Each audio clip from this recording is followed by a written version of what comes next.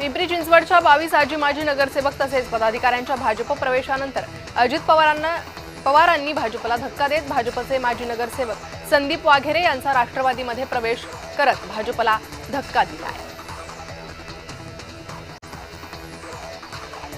चिपळूणमधील काँग्रेसचे उमेदवार सुधीर शिंदे यांनी पराभवानंतर कृपया कोणी देणगी मागायला येऊ नये असा बॅनर लावलाय। निकालानंतर अशा आशयाचे बॅनर लावल्यानं राजकीय वर्तुळात चर्चांना उधाण आलंय।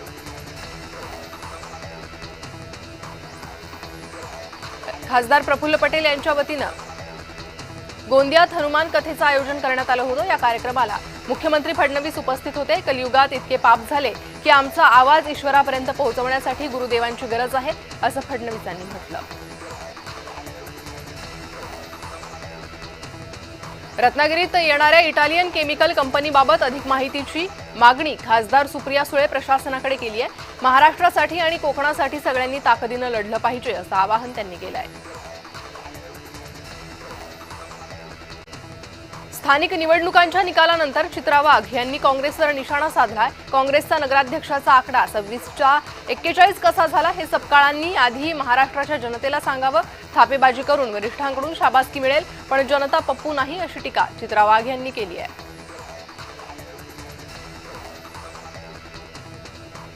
अमरावती महानगरपालिकेमध्ये युतीच्या संदर्भात भाजपचे वरिष्ठ पातळीवर जो निर्णय होईल तो मान्य असेल।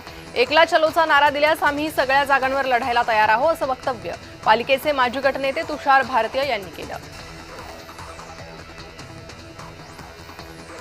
छत्रपती संभाजीनगरचे ठाकरे गटाचे महानगर प्रमुख राजू वैद्य यांनी राजीनामा दिलाय। आगामी महानगरपालिकेच्या निवडणुकीच्या पार्श्वभूमीवर ठाकरे गटाला हा मोठा धक्का मानला जातोय। महानगर प्रमुखांनी उद्धव ठाकरे यांच्याकडे राजीनामा पाठवल्याचं समजतंय। इटलीमध्ये बॅन केलेला हानिकारक रसायनाचा प्रकल्प कोकणात येणार आहे असा व्हिडिओ सोशल मीडियावर व्हायरल होतोय। यावर एखादा प्रकल्प कोकणकरांच्या मुळावर उठला असेल तर तो प्रकल्प कधीही चालू देणार नाही अशी प्रतिक्रिया मंत्री उदय सामंत यांनी दिली आहे। काँग्रेसचे माजी नगरसेवक आणि नेते दत्ता बहिरट यांनी अजित पवारांची भेट घेतली। नुकत्याच पार पडलेल्या स्थानिक निवडणुका आणि आगामी मनपा निवडणुकीच्या पार्श्वभूमीवर ही भेट चर्चेचा विषय ठरते। भाजपाचा काही जागांवर पराभव झाला याबाबत सुधीर मुनगंटीवारांनी नाराजी व्यक्त केली आहे। त्यांच्याशी चर्चा करून येणाऱ्या काळात त्यांची नाराजी दूर करू अशी प्रतिक्रिया यावर प्रदेशाध्यक्ष रवींद्र चव्हाणांनी दिली आहे। अंबादास दानवेंच्या नेतृत्वात उद्धव ठाकरे यांच्या उपस्थितीत अब्दुल रशीद खान यांनी प्रवेश केलाय पण चंद्रकांत खैरे मात्र थेट त्यांच्या समोरच आपला विरोध व्यक्त केलाय। छत्रपती संभाजीनगरमध्ये ठाकरे गटात अंतर्गत धुसफूस वाढणार अशी चिन्ह दिसतात। हेमंत गावंडे यांनी बोपोडीतील कृषी विभागाच्या जागेवर अतिक्रमण केल्याची तक्रार कृषी मंत्री दत्तात्रय भरणेंनी अजित पवारांकडे केली। यानंतर जिल्हाधिकाऱ्यांकडून जागेवरील अतिक्रमण काढण्याचे आदेश देण्यात आले। पक्षातून बाहेर झालो तरी चालेल पण संघाचा विरोध सहन करणार नाही असं वक्तव्य मंत्री सुधीर मुनगंटीवारांनी केलंय। भाजप आमदारांना मोहन भागवतांच्या हस्ते उद्घाटन कार्यक्रम करू नये असं पत्र दिल्यानं मुनगंटीवार संतापले। रोहित पवार यांनी माणिकराव कोकाटे यांचा सभागृहातील रमी खेळत असतानाचा व्हिडिओ एक्सपोज केला होता। या प्रकरणाची सुनावणी पुढे ढकलण्यात आली। या प्रकरणाची आता सुनावणी 30 डिसेंबर रोजी होणार आहे। भाजप आमदार मंगेश चव्हाणांनी 40 गावात दुबार मतदार वापरून विजय मिळवलाय असा आरोप शिवसेना आमदार किशोर पाटलांनी केलाय। संग्राम थोपटे यांना भोरमध्ये धक्का दिल्यानंतर आमदार शंकर मांडेकर अजित पवारांच्या भेटीला गेले। भोर नगर परिषदेत राष्ट्रवादी काँग्रेसने विजय मिळवलाय त्यामुळे शंकर मांडेकर अजित पवारांना शुभेच्छा देण्यासाठी गेले। राष्ट्रवादीचे माणिकराव कोकाटे यांना सुप्रीम कोर्टाने त्यांच्या शिक्षेला स्थगिती दिली त्यामुळे सत्याचा विजय झाला आहे। सत्यमेव जयते। सुरुवातीपासून न्यायव्यवस्थेवर आमचा विश्वास आहे असं विधान राष्ट्रवादी मुख्य प्रवक्ते आनंद परांजपे यांनी केलं आहे।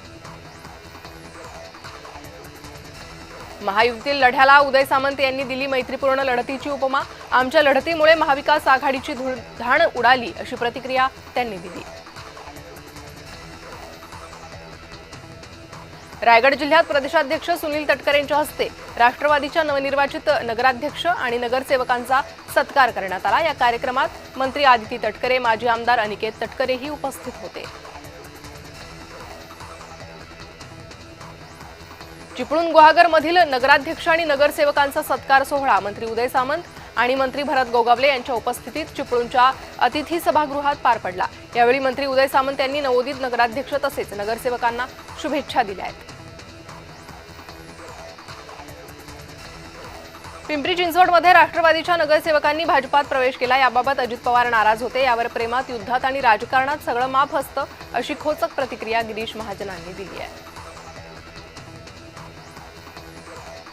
महाराष्ट्रात सर्वात ढ पक्ष म्हणजे ठाकरे गट अशी बोचरी टीका रवी राणांनी केली आहे। ठाकरे बंधूंची युती म्हणजे मजबुरी आहे। भाजपला थांबवण्यासाठी ते एकत्र येत आहेत असा आरोप त्यांनी केला। मनपा निवडणुकीच्या जागा वाटपाबाबत 2 ते 3 दिवसात महायुतीची चर्चा पूर्ण होईल अशी माहिती मंत्री संजय शिरसाट यांनी दिली आहे। फडणवीस, शिंदे आणि अजित पवार यावर चर्चा करणार आहेत। मुंबईत महायुती एकत्र नसल्याच्या आरोपावर प्रफुल्ल पटेल यांनी उत्तर दिलंय। महायुतीत कोणताही ताण नसून तिन्ही पक्षांमध्ये चांगले संबंध असल्याचं स्पष्टीकरण त्यांनी दिलंय।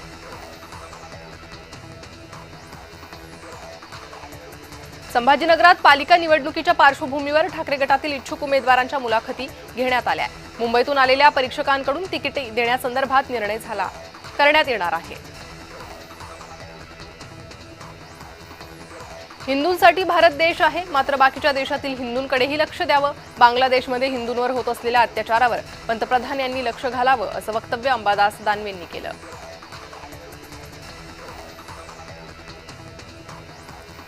मनपा निवडणुकीच्या पार्श्वभूमीवर संभाजीनगरात शिवसेनेकडून मोटारसायकल रॅली काढत शक्ती प्रदर्शन करण्यात आलं। मंत्री संजय शिरसाट यांनी रॅलीत सहभागी होऊन निवडणुकीच्या प्रचाराचा नारळ फोडलाय। माणिकराव कोकाटेंना तात्पुरता दिलासा मिळालाय। सर्वोच्च न्यायालयानं माणिकराव कोकाटेंच्या शिक्षेला स्थगिती दिली आहे। माणिकराव कोकाटेंची आमदारकी वाचली आहे। 2 भावांची युती हे मनोमिलन आहे। मुंबईसह इतर चर्चा अंतिम टप्प्यात आहे। 23 तारखेपर्यंत धुमधडाक्यात घोषणा केली जाईल असं वक्तव्य खासदार संजय राऊतांनी केलंय। हा प्रीती संगम आहे। महाराष्ट्राची जनता प्रीती संगम मध्ये सहभागी होईल। ठाकरे बंधूंच्या युती संदर्भात संजय राऊतांनी हे वक्तव्य केलंय। तर संजय राऊतांच्या वक्तव्यावर नवनाथ बन यांनी प्रतिक्रिया दिली आहे। प्रीती संगम नव्हे, हा भीती संगम आहे असं म्हणत संजय राऊतांनी नवनाथ बन यांनी संजय राऊतांना टोला लगावलाय।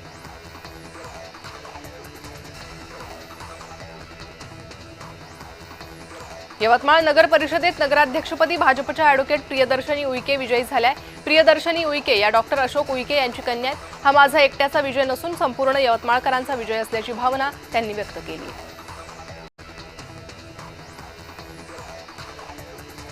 लवासा प्रकल्पातील कथित गैरव्यवहाराबाबत पवार कुटुंबियांना दिलासा मिळालाय। शरद पवार, अजित पवार आणि सुप्रिया सुळे यांच्या विरोधात दाखल झालेली जनहित याचिका मुंबई उच्च न्यायालयानं फेटाळली आहे। ॲडव्होकेट नानासाहेब जाधव यांनी याचिका दाखल केली होती।